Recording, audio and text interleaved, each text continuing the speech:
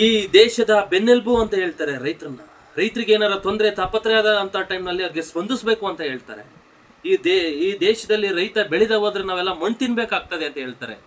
ಆದ್ರೆ ಈ ರಾಜಕಾರಣಿಗಳು ಎಲ್ಲಿದ್ದೀರಾ?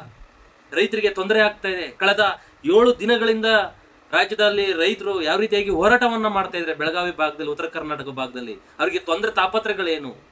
ಈ ಸೋಷಿಯಲ್ ಮೀಡಿಯಾದಲ್ಲಿ, ಯೂಟ್ಯೂಬ್ಗಳಲ್ಲಿ ಮತ್ತೊಂದು ಬರ್ತಾ ಇದೆ, ಜಾಸ್ತಿ ಮಾಧ್ಯಮಗಳಲ್ಲಿ ಬರ್ತಾ ಇಲ್ಲ. ಯಾಕೆ? ಇದನ್ನ ಪ್ರಶ್ನೆ ಮಾಡಲ್ವಾ ರಾಜ್ಯದ ಜನ? ಸ್ನೇಹಿತರೆ ನಮಸ್ಕಾರ, ನಾನು ನಿಮ್ಮ ಸಂಚಾರಿ ಸತೀಶ್ ಮಾತಾಡ್ತಾ ಇದ್ದೀನಿ. ಇವತ್ತಿನ ವಿಡಿಯೋಗೆ ಎಲ್ಲರೂ ಕೂಡ ಸ್ವಾಗತ. ಸ್ನೇಹಿತರೆ, ಈ ನಾಡಿನ, ಈ ದೇಶದ ಬೆನ್ನೆಲುಬು ಯಾರು ಅಂತ ಅಂದ್ರೆ ರೈತ ಅಂತ ಎಲ್ಲರೂ ಕೂಡ ದೊಡ್ಡ ಮಟ್ಟದಲ್ಲಿ ಧ್ವನಿ ಎತ್ತಿ ಮಾತನಾಡ್ತಾರೆ. ಆದ್ರೆ ಆ ರೈತನಿಗೆ ಅನ್ಯಾಯ ಆದಂತ ಸಂದರ್ಭದಲ್ಲಿ, ಅವನಿಗೆ ಏನಾದ್ರು ತೊಂದರೆ ತಾಪತ್ರೆ ಆದಂತ ಸಂದರ್ಭದಲ್ಲಿ ಯಾರು ಕೂಡ ಜಾಸ್ತಿ ಬೆಂಬಲವನ್ನ ಕೊಡಲ್ಲ. ಯಾಕೆ ಈ ರಾಜ್ಯದನ್ನ ಈ ರೀತಿಯಾಗಿ ಮಾಡ್ತಾ ಇದ್ದೀರಾ? ರೈತ ಏನಾದ್ರೂ ಕೂಡ ಬೆಳೆಯನ್ನ ಬೆಳೆದ ಹೋದ್ರೆ ನೀವೆಲ್ಲರೂ ಕೂಡ ಹೊಟ್ಟೆಗೆ ಮಣ್ಣು ತಿನ್ಬೇಕಾಗ್ತದೆ. ಇದನ್ನ ಫಸ್ಟ್ ಆಫ್ ಆಲ್ ತಿಳ್ಕೊಳ್ಳಿ. ಪ್ರತಿಯೊಬ್ರು ಕೂಡ, ಕಾರ್ಮಿಕರಿಂದ ಹಿಡಿದು ಪ್ರತಿಯೊಬ್ರು ಕೂಡ ರೈತರಿಗೆ ಬೆಂಬಲ ಕೊಡ್ತಕ್ಕಂಥ ಕೆಲಸವನ್ನ ಮಾಡಬೇಕು. ಯಾಕಪ್ಪ ಈ ವಿಚಾರವನ್ನ ನಾನು ಹೇಳ್ತಾ ಇದ್ದೀನಿ ಅಂತ ಅಂದ್ರೆ, ಕಳೆದ 7 ದಿನಗಳಿಂದ ಏನು ಉತ್ತರ ಕರ್ನಾಟಕ ಭಾಗದಲ್ಲಿ ಕಬ್ಬು ಬೆಳೆಗಾರರು ಯಾವ ರೀತಿಯಾಗಿ ಹೋರಾಟವನ್ನ ಮಾಡ್ತಾ ಇದ್ದಾರೆ, ಒಂದು ಹೋರಾಟವನ್ನ ತೀವ್ರ ಯಾವ ರೀತಿಯಾಗಿ ತಗೊಂಡು ಹೋಗ್ತಾ ಇದ್ದಾರೆ, ಎಷ್ಟು ಸಾವಿರ ಜನ, ಲಕ್ಷ ಜನ ಸೇರ್ತಾ ಇದ್ದಾರೆ, ಇವೆಲ್ಲರೂ ಕೂಡ ತಿಳ್ಕೊಳ್ಬೇಕಾಗ್ತದೆ. ಯಾಕೆ ಅವರಿಗೆ ಬೆಂಬಲ ಬೆಲೆಯನ್ನ ಕೊಡ್ತಾ ಇಲ್ಲ? ಇವತ್ತು ಅತಿ ಹೆಚ್ಚಾಗಿ ಕರ್ನಾಟಕದಲ್ಲಿ 81 ಕಾರ್ಖಾನೆಗಳು, ಸಕ್ಕರೆ ಕಾರ್ಖಾನೆಗಳು ಇದೆ. ಅದರಲ್ಲಿ ಉತ್ತರ ಕರ್ನಾಟಕ ಭಾಗದಲ್ಲಿ 24 ಸಕ್ಕರೆ ಕಾರ್ಖಾನೆಗಳು ಈ ರಾಜಕಾರಣಿಗಳ ಮುಖಂಡರುಗಳು ಇದೆ. ಯಾಕೆ ಇವರು ಸರ್ಕಾರಕ್ಕೆ ಮನವೊಲಿಸಿ ಬೆಂಬಲ ಬೆಲೆಯನ್ನು ಕೊಡ್ತಾ ಇಲ್ಲ ಅನ್ನೋದು ಒಂದು ಯಕ್ಷ ಪ್ರಶ್ನೆ ಆಗಿದೆ. ಯಾಕೆಂತಂದ್ರೆ ಇರೋದಂತೂ ಕಾಂಗ್ರೆಸ್ ಗೌರ್ಮೆಂಟು, ಅಲ್ಲಿ ಇರುವಂಥದ್ದು ಕಾರ್ಖಾನೆಗಳದು ಸುಮಾರು ಕಾಂಗ್ರೆಸ್ ಏನು ಸಚಿವರಿದ್ದಾರೆ, MLAಗಳಿದ್ದಾರೆ, ಇವ್ರದೇ ಆದಂತಹ ದೊಡ್ಡ ದೊಡ್ಡ ಕಾರ್ಖಾನೆಗಳಿದೆ. ಯಾಕೆ ರೈತರಿಗೆ ಇವರು ಕೊಡ್ತಾ ಇಲ್ಲ, ಒಂದು ಬೆಲೆಯನ್ನ ಕೊಡ್ತಾ ಇಲ್ಲ? ರೈತರು ಹೇಳೋದಂಥದ್ದು ಪಕ್ಕದ ಏನು ಮಹಾರಾಷ್ಟ್ರದಲ್ಲಿ 3,000ದಿಂದ 3,500 ರೂಪಾಯಿಯನ್ನ ಒಂದು ಟನ್ನಿಗೆ ಬೆಲೆಗೆ ಕೊಡ್ತಾ ಇದ್ದಾರೆ. ನಮ್ಮ ರಾಜ್ಯದಲ್ಲಿ ಯಾಕೆ ಕೊಡ್ತಾ ಇಲ್ಲ? ಇವರು ಯಾಕೆ ನಮಗೆ ಸ್ಪಂದಿಸ್ತಾ ಇಲ್ಲ ಅನ್ನೋದು ಒಂದು ಯಕ್ಷ ಪ್ರಶ್ನೆ ಮಾಡಿ ಕೇಳ್ತಾ ಇದ್ದಾರೆ. ಹೋರಾಟವನ್ನ ಮಾಡ್ತಾ ಇದ್ದಾರೆ. ಅಲ್ಲಿ ನಮಗೆ ಜಾತಿ ಪಂಥ ಮತ್ತೊಂದು ರಾಜಕೀಯ ಮತ್ತೊಂದಿಲ್ಲ.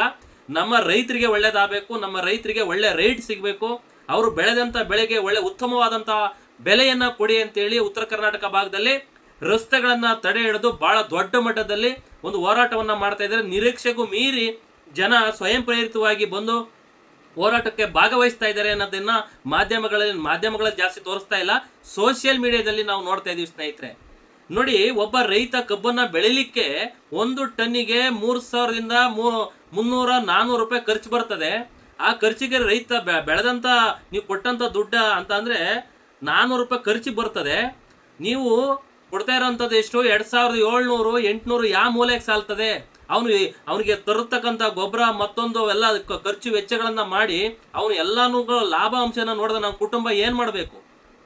ಹೀಗಾಗಿ ಈ ರೀತಿಯಾಗಿ ಹೋರಾಟವನ್ನ ಮಾಡಿದಂತ ಸಂದರ್ಭದಲ್ಲಿ ಸರ್ಕಾರಗಳು ಯಾಕೆ ನೀವು ಒಂಥರ ಮಲ್ತಾಯಿ ಧೋರಣೆಯನ್ನ ತೋರಿಸ್ತಾ ಇದ್ದೀರಾ? ರಾಜ್ಯದ ಜನ ತಿಳ್ಕೊಳ್ಬೇಕಾಗ್ತದೆ. ರೈತರು ಇವತ್ತು ಇತ್ತು ಅಂತ ಅಂದ್ರೆ ನೀವೆಲ್ಲರೂ ಕೂಡ ರಾಜಧಾನಿಯಲ್ಲಿ ಮತ್ತೊಂದ್ರಲ್ಲಿ ಹಾಕಿ ಕುತ್ಕೊಂಡು ತಿನ್ಬೋದು. ಇಲ್ಲ ಅಂತ ಅಂದ್ರೆ ಹೊಟ್ಟೆಗೆ ಮಣ್ಣು ಹಾಕ್ಬೇಕಾಗ್ತದೆ. ರೈತರಿಗೆ ನೀವು ಯಾವುದೇ ಒಂದು ಪುಸ್ಕಾಟ ಭಾಗ್ಯ ಮತ್ತೊಂದು ಶುಲ್ಕಕ್ಕೆ ಯಾವ್ದಾದ ವಿಚಾರಕ್ಕೆ ಕೋಟ್ಯಾಂತರ ರೂಪಾಯಿಯನ್ನ ವೆಚ್ಚವನ್ನ ನೀವು ಭರಿಸ್ತೀರಾ. ಆದ್ರೆ ರೈತರಿಗೆ ತೊಂದರೆ ತಾಪತ್ರಗಳಾದಂತ ಸಂದರ್ಭದಲ್ಲಿ ನೀವು ಯಾಕೆ ಕೊಡಲ್ಲ? ಅವರಿಗೆ ಬೆಂಬಲ ಬೆಲೆಯನ್ನ ಕೊಡಲ್ಲ ಅನ್ನೋದನ್ನ ಒಂದು ಯಕ್ಷ ಪ್ರಶ್ನೆ ಆಗಿದೆ. ನೀವು ಏನಾದ್ರೂ ಮಾಡ್ಕೊಳ್ಳಿ, ರೈತರಿಗೆ ಒಂದು ಬೆಂಬಲ ಬೆಲೆಯನ್ನ ಕೊಡಬೇಕು ಅಂತೇಳಿ ನಾನೊಬ್ಬ ರೈತನ ಮಗನಾಗಿ ಈ ಮುಖಾಂತರ ಹೇಳಕ್ ಬಯಸ್ತೇನೆ. ಸ್ನೇಹಿತರೆ, ಹಾಗೆ ಪ್ರತಿಯೊಬ್ರು ಕೂಡ ರೈತರ ಮಕ್ಕಳು ಸೋಷಿಯಲ್ ಮೀಡಿಯಾದಲ್ಲಾಗ್ಲಿ ಮತ್ತೊಂದಾಗ್ಲಿ ನಿಮ್ಮ ಊರುಗಳಲ್ಲಿ ಯಾವುದೇ ಒಂದು ಹೋರಾಟ ಮತ್ತೊಂದೊಂದು ಕರೆ ಕೊಟ್ಟಂತ ಸಂದರ್ಭದಲ್ಲಿ ಅವರಿಗೆ ನೀವು ಬೆಂಬಲವನ್ನ ಕೊಡ್ಲೇಬೇಕಾಗ್ತದೆ. ಇಲ್ಲ ಅಂತ ಅಂದ್ರೆ ಈ ನಾಡಿನಲ್ಲಿ ಏನು ರೈತರು ಏನು ಶೇಕಡವಾರು ಇವತ್ತು 100% ಇದ್ದಂಥವ್ರು 70%ಗೆ ಬಂದಿದ್ದಾರೆ ಅಂತ ಅಂದ್ರೆ 70% ಇಲ್ಲ, ಎಲ್ಲರೂ ಕೂಡ ಅವರವರ ಮಕ್ಕಳು ಉದ್ಯೋಗಗಳನ್ನ ಅರಸಿ ಬೇರೆ ಬೇರೆ ರಾಜ್ಯಗಳಿಗೆ ಹೋಗಿ ಉದ್ಯೋಗಗಳನ್ನ ಮಾಡ್ತಾ ಇದ್ದಾರೆ. ಮುಂದೊಂದು ದಿನ ಇಲ್ಲಿ ರಾಜ್ಯದಲ್ಲಿ ರೈತರು ಕಮ್ಮಿ ಆಗ್ತಾ ಇದ್ದಾರೆ ಅಂತ ಅಂದ್ರೆ ಇನ್ನೂ ಹೆಚ್ಚು ನೀವು ದಿನನಿತ್ಯ ಬೆಳೆಸುವಂತಹ ವಸ್ತು ಸಾಮಗ್ರಿಗಳ ಮೇಲೆ ದಿನದಿಂದ ಹೆಚ್ಚಾಗ್ತಾ ಇದೆ ಹೊರತು ಯಾವುದು ಕೂಡ ಕಮ್ಮಿ ಆಗ್ತಾ ಇಲ್ಲ. ಯಾಕೆ ಅಂತ ಅಂದ್ರೆ ರೈತರಿಂದ ಖರೀದಿ ಮಾಡೋದು ಒಂದು ರೇಟ್, ಇವರು ಮ್ಯಾನುಫ್ಯಾಕ್ಚರು ಮತ್ತೊಂದು ಎಲ್ಲಾನು ಹೇಳಿ ಇವರು ಮಾರಾಟ ಮಾಡೋದೇ ಇನ್ನೊಂದು ಕಡೆ. ಆದ್ರೆ ಕೊಂಡ್ಕೊಳ್ಳೋ ಗ್ರಾಹಕರಿಗೆ ಇದು ರೈತರಿಗೆ ಒಳ್ಳೆ ಲಾಭ ಹೋಗ್ತದೆ ಮತ್ತೊಂದು ಹೋಗ್ತದೆ ಅಂತ ಅನ್ಕೊಂಡ್ರೆ ಆ ರೈತರಿಂದ ತಗೊಂಬರೋದು 3 ಕಾಸಿಗೆ ಇಲ್ಲಿ ಮಾರುವಂಥದ್ದು 6 ಕಾಸಿಗೆ ಆಗ್ತಾ ಇದೆ. ನಾವು ಗ್ರಾಹಕರು ತಗೊಳ್ಳೋ ಅಂಥವ್ರು ಇದು ಭಾಳ ದೊಡ್ಡದಾಗಿದೆ, ರೈತರಿಗೆ ಒಳ್ಳೆ ಲಾಭ ಸಿಗ್ತಾ ಇದೆ ಅಂತ ನಾವು ಈ ಥರ ಅಂದ್ಕೊಂಡ್ರೆ ಅದು ನಮ್ಮ ಭ್ರಮೆ. ಆದರೆ ಇವರು ಕೊಂಡ್ಕೊಬರುವಂಥದ್ದು ರೈತರ ಹತ್ರ 3 ಕಾಸಿಗೆ ಸ್ನೇಹಿತರೆ. ಹಾಗಾಗಿ ಪ್ರತಿಯೊಬ್ಬರು ಕೂಡ ರೈತರಿಗೆ ಒಂದು ಬೆಂಬಲವನ್ನು ಕೊಡ್ತಕ್ಕಂಥ ಕೆಲಸವನ್ನು ಮಾಡಬೇಕು. ಏನು ಉತ್ತರ ಕರ್ನಾಟಕದಲ್ಲಿ ರಾಷ್ಟ್ರೀಯ ಹೆದ್ದಾರಿಗಳನ್ನು ತಡೆದು 7 ದಿನಗಳಿಂದ ಬಹಳ ದೊಡ್ಡ ಮಟ್ಟದಲ್ಲಿ ಒಂದು ಹೋರಾಟವನ್ನು ಮಾಡ್ತಾ ಇದ್ದಾರೆ. ನಿಜವಾಗ್ಲೂ ಕೂಡ ಅವರಿಗೆ ರಾಜ್ಯ ಸರ್ಕಾರ ಶೀಘ್ರದಲ್ಲೇ ಒಂದು ಸ್ಪಂದಿಸಿ ಅವರಿಗೆ ಒಂದು ಬೆಲೆಯನ್ನು, ಉತ್ತಮವಾದಂಥ ಬೆಲೆಯನ್ನು ಕೊಡಬೇಕು ಅಂತೇಳಿ ನಾನು ಈ ಮುಖಾಂತರ ಕೇಳ್ಕೊಳ್ತಾ ಇದ್ದೀನಿ. ಹಾಗೆ ಕೋಲಾರದಲ್ಲಿ CM ಸಿದ್ದರಾಮಯ್ಯನವರು ಹೇಳ್ತಾರೆ, ಇಲ್ಲ ಇದು ನಮ್ಮ ತಪ್ಪಲ್ಲ, ಕೇಂದ್ರ ಸರ್ಕಾರದ ತಪ್ಪು, FERF ಅದರಲ್ಲಿ ಬರ್ತಕ್ಕಂಥದ್ದು ಅವ್ರು ಕೊಡಬೇಕು, ಮತ್ತೊಂದು ಕೊಡಬೇಕು ಅಂತೇಳಿ ಈ ರೀತಿಯಾಗಿ ಬೇರೆ ಒಂದು ಗೂಬೆ ಕೂರಿಸ್ತಕ್ಕಂಥ ಕೆಲಸವನ್ನ ಮಾಡ್ತಾರೆ. CM ಸಿದ್ದರಾಮಯ್ಯನವರೇ, ನಾನು ಈ ಮುಖಾಂತರ ಹೇಳುವಂಥದ್ದು, ನೀವು ರೈತರಿಗೆ ಏನು ಕೊಡಬೇಕು, ನಿಮ್ಮ ಈ ಭಾಗ್ಯಗಳನ್ನು ಕೊಟ್ಟಿದ್ರಲ್ಲ ಆ ಭಾಗ್ಯಗಳಲ್ಲಿ ಕಟ್ ಮಾಡಿ ರೈತರಿಗೆ ಉತ್ತಮವಾದಂತಹ ಒಂದು ಬೆಲೆಯನ್ನು ಕೊಡ್ತಕ್ಕಂಥ ಕೆಲಸವನ್ನ ಮಾಡಿ. ಅವರನ್ನ ಕರೆಸಿ ಯಾವ ರೀತಿಯಾಗಿ ವೆಚ್ಚಗಳು ಏನಾಗ್ತಾ ಇದೆ ಅಂತಂದ್ರೆ ಸಕ್ಕರೆ ಮಾಲೀಕರಾಗಿರ್ಬೋದು, ಸರ್ಕಾರ ಆಗಿರ್ಬೋದು, ರೈತರಾಗಿರ್ಬೋದು, ಇವರೆಲ್ಲರನ್ನೂ ಕೂಡೀಕರಿಸಿ ನೀವು ಒಂದು ಸಮಾಲೋಚನೆಯನ್ನ ಮಾಡಿ ಅವರಿಗೆ ನಿಗದಿಯಾದಂತಹ ದರವನ್ನ ಕೊಟ್ಟಿದ್ದಾದಂಥ ಸಂದರ್ಭದಲ್ಲಿ ರೈತರಿಗೆ ಇನ್ನೂ ಉತ್ತೇಜನ ಬರ್ತದೆ, ಅವ್ರು ಇನ್ನೂ ಕೂಡ ಬೆಳೀತಕ್ಕಂಥ ಒಂದು ಆಸಕ್ತಿಯನ್ನು ತೋರಿಸ್ತಾರೆ. ಈ ರೀತಿಯಾಗಿ ಆಗ್ತದೆ. ನೀವು 2,000, 2,500, 2,700 ಈ ತರ ಕೊಟ್ರೆ ಒಂದು ಟನ್ನಿಗೆ ಬೆಳೆಯಂಥದ್ದು ತಗೊಳ್ಳೋಂಥದ್ದು ಹೇಳ್ತಾ ಇದ್ದಾರೆ 3,380 ರೂಪಾಯಿ ಆಗ್ತದೆ. ಇವರು ಕೊಡ್ತಾ ಇರ್ತಕ್ಕಂಥದ್ದು ಎಷ್ಟು? ನಾವು ಎಲ್ಲಿ ಬೆಳೆಯಕ್ಕಾಗ್ತದೆ? ನಾವು ಲಾಸ್ ಆಗ್ತದೆ, ನಮ್ಮ ಕೈಲಿ ಆಗ್ತಾ ಇಲ್ಲ ಅಂತೇಳಿ ಯಾವುದೇ ಒಂದು ರಾಜಕೀಯ ಮತ್ತೊಂದು ಅಂತಂದ್ರೆ ಅಲ್ಲಿ ಬೆಳಗಾವಿ ಭಾಗದ, ಉತ್ತರ ಕರ್ನಾಟಕ ಭಾಗದಲ್ಲಿ ಅಂತ ಅತಿ ಹೆಚ್ಚಾಗಿ ರಾಜಕೀಯ ಪಕ್ಷಗಳಿಗೆ ಒಂಥರ ಮುಂಚೂಣಿಯಲ್ಲಿ ತೋರಿಸ್ತಾರೆ ಜನಗಳು. ಆದರೆ ಅದನ್ನೆಲ್ಲ ಬದಿಗಿಟ್ಟು ನಮಗೆ ರಾಜಕೀಯಗಳೇ ಬೇಡ, ಜಾತಿ ಬೇಡ, ಪಂಥ ಬೇಡ, ಮತ್ತೊಂದು ಬೇಡ, ನಮಗೆ ರೈತರಾಗಿದ್ದೀವಿ, ನಮಗೆ ಏನು ನಾವು ಬೆಳೀತಕ್ಕಂಥ ಬೆಳೆಗೆ ಒಂದು ನಿಗದಿಯಾದಂತಹ ಒಂದು ಬೆಲೆಯನ್ನು ಕೊಡಿ ಅಂತೇಳಿ ಅದೆಲ್ಲನೂ ಮರೆತು ಇವತ್ತು ಸಾವಿರಾರು ಸಂಖ್ಯೆಯಲ್ಲಿ, ಲಕ್ಷಾಂತರ ಸಂಖ್ಯೆಯಲ್ಲಿ ಏನು ರೈತರು ಬಂದು ಹೋರಾಟವನ್ನು ಮಾಡ್ತಾ ಇದ್ದಾರೆ. ಈ ರೀತಿಯಾಗಿ ಮಾಡ್ತಾ ಇರ್ತಕ್ಕಂಥದ್ದು ಬಹಳ ಬೇಜಾರಿನ ಸಂಗತಿ ಒಂದು ಕಡೆ. ಆದರೆ ರಾಜ್ಯ ಸರ್ಕಾರ ಆಗಲಿ, ಇಲ್ಲಿಗಂಟ ಆಗಲಿ, ಮಂತ್ರಿ ಆಗಲಿ, ಮತ್ತೊಂದರಾಗಲಿ ಅಲ್ಲಿ ಕಳಿಸಿ ಏನಾಗ್ತಾ ಇದೆ ಬನ್ನಿ ಅಂತೇಳಿ ಒಂದು ವೇದಿಕೆಯನ್ನು ಸೃಷ್ಟಿ ಮಾಡಿ ಅವರಿಗೆ ಯಾವ ರೀತಿಯಾಗಿ ಒಂದು ಸಮಾಲೋಚನೆ ಮಾಡಿ ನಿಮ್ಗೆ ಭರವಸೆಗಳನ್ನು ನಾವು ಈಡೇರಿಸ್ತೀವಿ ಅಂತೇಳಿ ಒಂದು ಆತ್ಮವಿಶ್ವಾಸವನ್ನು ಕೊಡ್ತಾ ಇಲ್ಲ.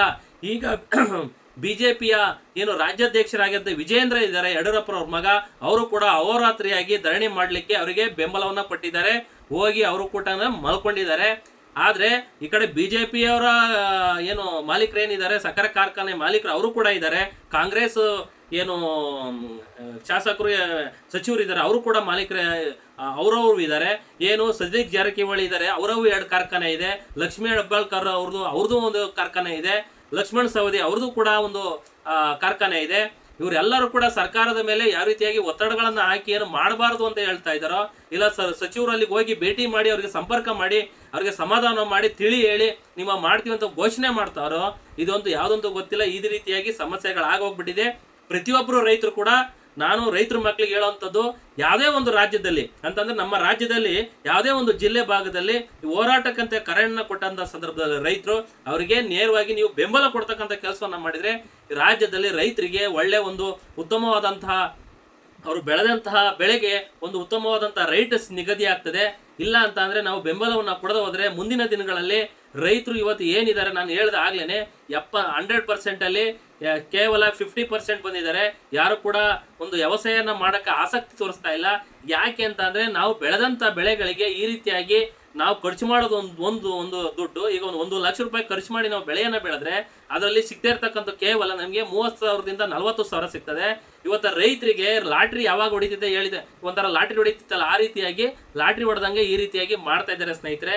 ನಮಗೆ ಬೇಡ, ಒಂದು ನಿಗದಿಯಾದಂತಹ ರೈತ ಬೆಳೆದಂತಹ ತರಕಾರಿ ಆಗಿರ್ಬೋದು, ಕಬ್ಬಾಗಿರ್ಬೋದು, ಮತ್ತೊಂದಾಗಿರ್ಬೋದು, ಎಲ್ಲ ಪದಾರ್ಥಗಳ ಮೇಲೆ ನಮಗೆ ಉತ್ತಮವಾದಂತಹ ಒಂದು ಒಳ್ಳೆ ರೇಟ್ ಸಿಗದಂಥ ಸಂದರ್ಭದಲ್ಲಿ ಇವತ್ತು ರೈತ ಸಮೃದ್ಧಿಯಾಗಿ ಬದುಕ್ತಾನೆ. ಅವನಿಗೆ ಇನ್ನು ಬೆಳಿಲಿಕ್ಕೆ ಒಳ್ಳೆ ಅಂತಂದ್ರೆ ಬೆಳಿಲಿಕ್ಕೆ ಒಂಥರ ಹುಮ್ಮಸ್ ಬರ್ತದೆ. ಈ ರೀತಿ ಆದಂಥ ಸಂದರ್ಭದಲ್ಲಿ ರೈತರು ಕೂಡ, ರೈತರ ಮಕ್ಕಳು ಊರಲ್ಲೇ ಉಳ್ಕೋತಾರೆ. ಅಂತಂದ್ರೆ ಈ ಪಟ್ಟಣಗಳಲ್ಲಿ ಮತ್ತೊಂದರಲ್ಲಿ ವಲಸೆ ಹೋಗಿ ಕೆಲಸ ಮಾಡೋದು ಬಿಟ್ಟು, ಇಲ್ಲ ನಾವು ಕೃಷಿಯನ್ನ ಆಯ್ಕೆ ಮಾಡಿಕೊಂಡು ಇಲ್ಲೇ ದುಡಿಮೆ ಮಾಡಿ ನಮ್ಮ ತಂದೆ ತಾಯಿಗಳನ್ನ ಚೆನ್ನಾಗಿ ನೋಡ್ಕೋತೀವಿ ಅಂತ ಹೇಳಿ ಈ ರೀತಿಯಾಗಿ ಮಾಡ್ಕೋತಾರೆ. ಹಾಗಾಗಿ ರಾಜ್ಯ ಸರ್ಕಾರ ಇದು ಕೂಡಲೇ ಅವ್ರಿಗೆ ಸ್ಪಂದಿಸಿ ಉತ್ತಮವಾದಂತಹ ಬೆಲೆಯನ್ನ ನಿಗದಿ ಮಾಡಬೇಕು ಅಂತೇಳಿ ನಾನು ಈ ಮುಖಾಂತರ, ನಾನೊಬ್ಬ ರೈತನ ಮಗನಾಗಿ ಸರ್ಕಾರಕ್ಕೆ ಆಗ್ರಹವನ್ನ ಮಾಡ್ತೇನೆ ಅನ್ನೋದನ್ನ ನಾನು ಈ ಮುಖಾಂತರ ಹೇಳ್ತೇನೆ. ಹಾಗೆ ನಮ್ಮ ಫಸ್ಟ್ ಟೈಮ್ ನಮ್ಮ ಯೂಟ್ಯೂಬ್ ಚಾನಲ್ ಅಲ್ಲಿ ವಿಡಿಯೋವನ್ನ ನೋಡ್ತಾ ಇದ್ರೆ ನಮ್ಮ ಸಮಸ್ತ ನಾಡಿನ ರೈತ ಬಾಂಧವರು ಒಂದು ಸಬ್ಸ್ಕ್ರೈಬ್ ಮಾಡಿ ಅನ್ನೋದನ್ನ ನಾನು ನಿಮ್ಮ ಮುಖಾಂತರ ಕಳಕಳಿಯಿಂದ ಮನವಿ ಮಾಡ್ಕೊಳ್ತೇನೆ ಸ್ನೇಹಿತರೆ. ಜೈ ಹಿಂದ್, ಜೈ ಕರ್ನಾಟಕ, ಮತ್ತೆ ಜೈ ರೈತ.